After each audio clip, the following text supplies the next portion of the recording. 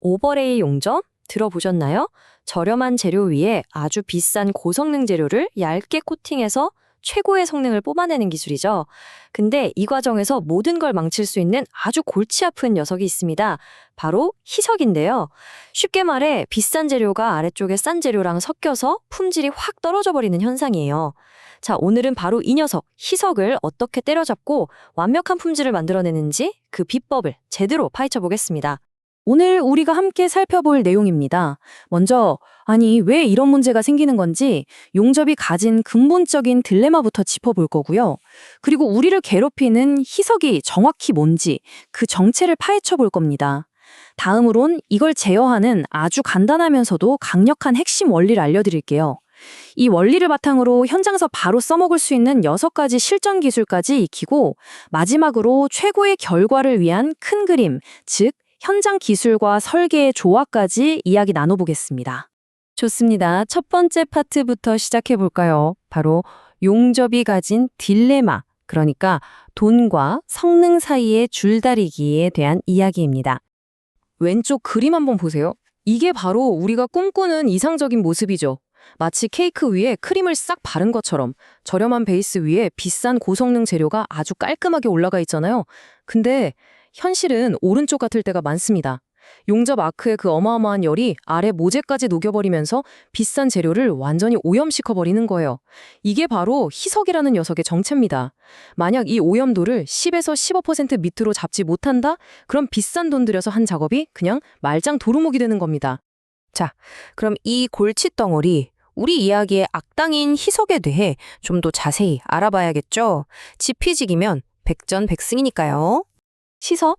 이걸 숫자로 딱 정의하면 생각보다 간단해요. 뭐냐면 완성된 용접살 전체 중에서 우리가 원하지 않았는데 녹아들어온 저 아래쪽 모재가 얼마나 섞였냐, 그 비율을 말하는 겁니다. 한마디로 오염도라고 생각하시면 딱 맞아요. 그래서 전문가들은 이건 진짜 품질 좋은 용접이다 라고 하려면 이 오염도를 10에서 15% 미만으로 관리해야 한다고들 하죠. 자, 여기 그림을 보시면 훨씬 이해가 쉬울 거예요. 공식 자체는 되게 단순합니다. 아래 녹아버린 모재 있죠? 그 면적을 X라고 하고 우리가 덮어 씌운 용접 재료가 녹은 면적을 Y라고 할 때 전체, 즉 X 더하기 Y 분의 X, 이게 바로 희석률입니다. 결국 모든 게임은 딱 두 가지예요. X를 줄이거나 아니면 Y를 늘리거나, 이 둘 중 하나 혹은 둘 다를 해야 하는 거죠. 근데 만약에 이 희석 관리에 실패했다? 그럼 어떻게 될까요? 와, 결과는 정말 끔찍합니다. 여기 그림처럼 아래에 있던 쇠, 그러니까 철 성분이 위로 막 올라와서 비싼 크롬이나 니켈 같은 고급 성분들을 희석시켜 버리는 거예요. 말 그대로 물타기를 해버리는 거죠.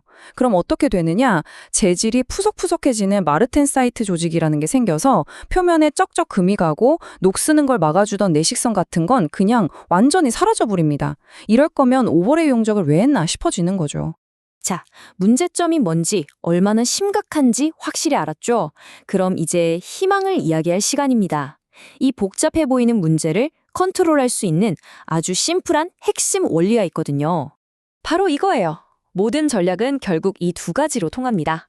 첫째, 어떻게든 아래 모재가 녹는 양, 즉 X를 줄인다.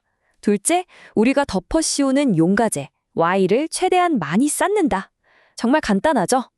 이제부터 우리가 배울 6가지 기술은 전부 이 두 가지 목표를 이루기 위한 구체적인 액션 플랜이라고 보시면 됩니다. 좋습니다.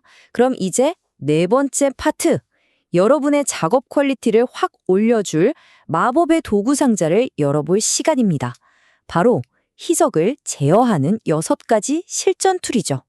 자, 첫 번째 도구, 아주 기본적이면서도 강력합니다. 바로 전류를 낮추는 거예요. 이 그림 딱 보면 감이 오시죠? 전류가 세면 마치 물총을 세게 쏘는 것처럼 아크가 모재를 깊숙이 파고들어요. 당연히 X값이 커지겠죠. 반대로 전류를 살살 낮추면 파고드는 힘이 약해지니까 모재가 덜 녹고 희석률은 자연스럽게 뚝 떨어지는 겁니다. 두 번째 툴은 바로 전기의 방향, 즉 극성을 제대로 고르는 겁니다. 왼쪽 정극성, DCEN을 보세요. 이건 열 에너지가 모재 쪽으로 70%나 쏠려요. 그러니 땅을 깊게 파는 드릴 같은 역할을 하죠. 근데 우리가 원하는 건 그게 아니잖아요. 오른쪽에 역극성, DCEP를 써야 합니다. 이건 반대로 열의 70%가 용접봉 끝에 집중돼요. 그러니까 모재는 덜 녹이고 용접봉은 훨씬 더 많이 녹여서 쏟아붓는 거죠. X는 줄고 Y는 늘고 희석 잡기에는 이만한 게 없어요.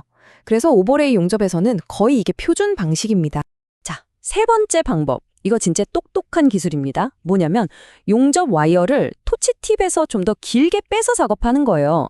이걸 전극 돌출길이라고 하는데 이게 길어지면 무슨 일이 생기냐? 전기가 이 긴 와이어를 지나가면서 저항열, 즉 I제곱 R 열이 발생해요. 우리 헤어드라이어 열선이 뜨거워지는 거랑 똑같은 원리죠. 그럼 와이어가 아크에 닿기도 전에 이미 뜨겁게 달궈져 있는 거예요. 그러니까 아크 에너지가 모재를 녹이는 데 쓸 필요 없이 이 뜨거운 와이어를 녹이는 데 집중되겠죠? 결과적으로 Y값, 즉 쌓이는 양은 어마어마하게 늘어나고 희석은 정말 획기적으로 줄어듭니다. 네 번째 툴. 이건 좀 의외라고 생각하실 수도 있어요. 바로 용접 속도를 늦추는 겁니다. 아니, 천천히 가면 열을 더 많이 받는 거 아니야? 싶으시죠? 근데 그게 아니에요. 속도를 늦추면 먼저 녹은 쇳물이 웅덩이, 즉 용용풀을 만들 시간이 충분해져요. 그럼 이 쇳물 웅덩이가 일종의 쿠션 역할을 해주는 겁니다. 아크가 모재를 직접 때리는 걸 막아주는 방어막이 생기는 거죠. 그래서 결과적으로는 모재가 녹는 양이 확 줄어들게 됩니다. 다섯 번째는 위빙, 즉 손목을 좀 더 넓게 쓰는 기술입니다. 왼쪽처럼 그냥 일자로 쭉 가는 스트링거 비드는 마치 돋보기로 햇빛을 한 점에 모으는 것과 같아요. 열이 집중되니까 당연히 모재를 깊게 파고들겠죠. 하지만 오른쪽처럼 손을 좌우로 흔들면서 넓게 움직여주면 어떻게 될까요? 그 열 에너지가 넓은 지역에 분산되겠죠. 단위 면적당 받는 열이 줄어드니까 당연히 모재는 덜 녹고 희석도 줄어들게 되는 아주 간단한 원리입니다. 자, 드디어 마지막 여섯 번째 툴입니다. 이건 정말 현장에서 바로 써먹을 수 있는 꿀팁인데요. 바로 겹침, 즉 오버랩을 활용하는 겁니다. 첫 번째 줄을 용접하고 그 다음 줄을 용접할 때 이전 비드 위에 한 50%, 그러니까 절반 정도를 겹쳐서 가는 거예요. 이렇게 하면 아크의 에너지가 생짜 모재를 녹이는 게 아니라 이미 깔려있는 이전 용접사를 다시 녹이는 데 쓰이게 됩니다. 일종의 희생양, 방어막을 만들어주는 셈이죠. 아주 효과적입니다. 자, 이렇게 6가지 기술을 모두 살펴봤습니다. 이제 마지막 파트에서는요, 이런 개별 기술을 넘어서서 좀 더 큰 그림을 그려보겠습니다. 진짜 완벽한 품질을 보장하기 위한 통합적인 접근법, 바로 현장과 설계의 만남에 대한 이야기입니다. 결론은 이겁니다. 최고의 품질은 어느 한쪽만 잘해서는 안 돼요. 마치 자동차의 두 바퀴처럼 현장의 섬세한 기술과 애초에 판을 잘 짜는 설계가 함께 굴러가야 합니다. 현장에서는 오늘 우리가 배운 것처럼 전류 낮추고 위빙 넓게 하고 돌출 길이 길게 하는 이런 디테일을 챙겨야 하고요. 동시에 설계 단계에서는 여기는 애초에 희석이 거의 없는 플라즈마 용접, PTAW나 스트릭 클래딩 같은 공법을 쓰자 하고 큰 그림을 그려주는 지혜가 필요한 거죠. 이 두 가지가 만났을 때 비로소 우리가 원하는 완벽한 결과물이 탄생합니다. 자, 그럼 마지막으로 여러분께 질문 하나 던지면서 마무리하겠습니다. 완벽한 용접을 위해서 현장에서의 그 뛰어난 손길과 시작부터 제대로 된 공법을 고르는 사전 설계, 이 둘 중에 과연 무엇이 더 중요하다고 생각하시나요? 물론 정답은 없겠죠. 하지만 이 고민이야말로 희석을 완벽하게 제어하기 위한 가장 핵심적인 질문이 아닐까 싶습니다.